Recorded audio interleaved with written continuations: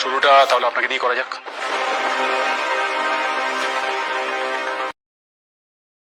Police লাজুকে জিজ্ঞেস করে, তুমি কি নিয়ে পড়াশুনো করো? তখন লাজু বলে, আমি ডাক্তার নিয়ে পড়াশুনো করছি।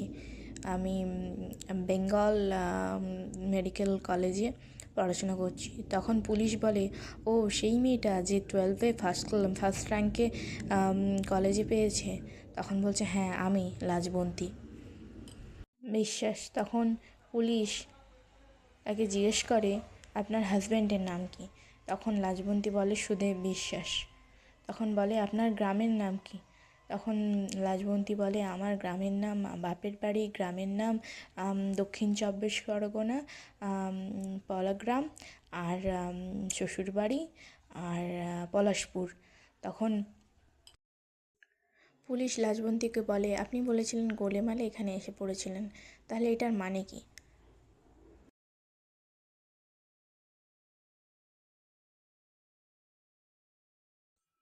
তখন লাজবন্তী বলে, হ্যাঁ তা আমি গোলেমালে এখানে এসে পড়েছিলাম, তার অনেক বড় গল্প রয়েছে।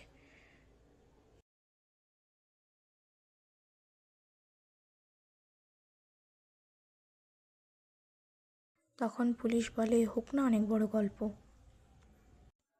আপনি বলুন, অত তাড়াহুড়ো নেই। তখন অনুভবের জেঠিমণি বলে যে, বাড়িতে পুলিশ, আমরা এটা ভাবনাও করতে পারি না। ছি ছি, আমাদের বাড়িতে পুলিশ আসবে বলে আমরা কখনো বুঝতেই পারিনি। কেন যে এমন হলো, আর কে যে এমন করেছে কে জানে বাবা। আমি তো বিশ্বাসই করতে পারছি না আমাদের বাড়িতে পুলিশ এসেছে বলে। কেন এমন হলো?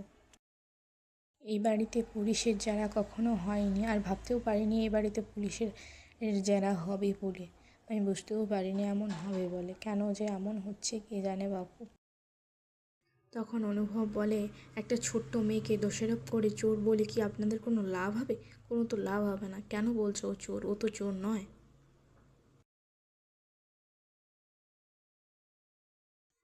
তখন অনুভবকে ওর মা বলে, তুই কি করে এত শিওর হচ্ছিস যে ও চোর নয়? লাজবন্তী যে চুরি করেনি, তুই কি করে এত শিওর হচ্ছিস? লাজবন্তী ওই জন্য ঠাকুমার বাড়িতে ঠাম্মার কাছে ছিল, যাতে ঠাম্মার সব গয়না চুরি করে, একটু একটু করে গয়না চুরি করে সব সরিয়ে রাখে। তুই কি জানিস? তুই তো সব জানিস না। তুই খালি চোখ বন্ধ করে চোখে পট্টি দিয়ে বসে থাক। তুই খালি লাজুকেই ভালো ভাবিস, লাজুকেই সব কিছু ভাবিস। তুই কেন এরকম ভাবছিস আমি সেটা বুঝতে পারছি না।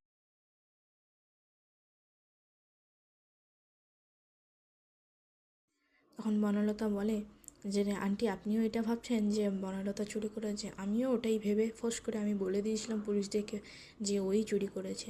আসলে মনে হয় সত্যিই বনলতা এই লাজুই চুরিটা করেছে। লাজুই আসল চোর। সবাই জানতে পেরে যাবে বলে কেমন ন্যাকা সাজছে দেখো। লাজুই আসল চোর।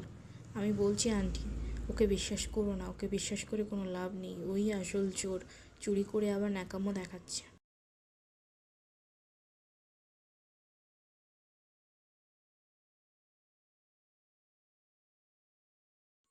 তখন অনুভবের জেঠিমণি বলে, নিজেদের মধ্যে তর্ক করে লাভ কি? নিজেদের মধ্যে তর্ক করে কি সমস্যার সমাধান হবে? পুলিশ এসেছে, পুলিশ তর্ক পুলিশের কাছে সব কিছু অজানা থাকবে না। পুলিশ সব জানিয়ে বলে দেবে যে কে চোর কে চোর নয়। নিজেদের মধ্যে তর্ক বিতর্ক করে কোনো লাভ নেই। পুলিশকে নিজের কাজ করতে দাও, আর নিজেরা নিজেরা ঠিকঠাকভাবে নিজেদের কথা বলো।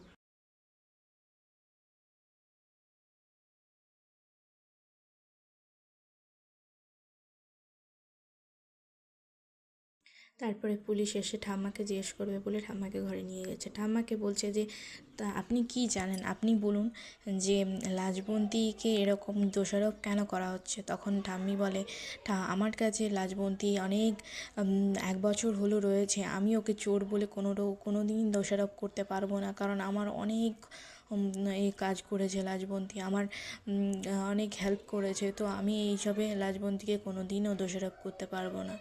তখন পুলিশ বলছে, তাহলে বনলতা কেন লাজুকে বলছে যে ও চোর? তখন ঠাম্মি বলছে যে, আমি জানি না বনলতা কেন বলছে লাজুকে চোর। আমি তো বিশ্বাসই করতে পারবো না যে লাজু চুরিটা করেছে বলে, আর বিশ্বাস করবোই না যে লাজু চোর বলে। বনলতা কেন করছে এরকম আমি জানি না। আর তখন অনুভব ভাবছে আর লাজুকে বলছে, ক্ষমা করে দিও লাজু, তোমাকে বনলতা এরকম খারাপ কথা বলেছে বলে। তাহলে আর আমি ক্ষমা চেয়ে নেব। অনুভব বলছে, অনুভব ভাবছে যে লাজবন্তী তো কিছুই করেনি, তাও কেন যে বনলতা দোষ দিচ্ছে। আসল কালপিট কি তাহলে বনলতা? চলো, দেখতে হলে আমাদের এপিসোডটা এপিসোড 2 পর্বটা দেখো। আর ভিডিওটি ভালো লাগলে ইউটিউবে সাবস্ক্রাইব, লাইক, ফলো করে দিও।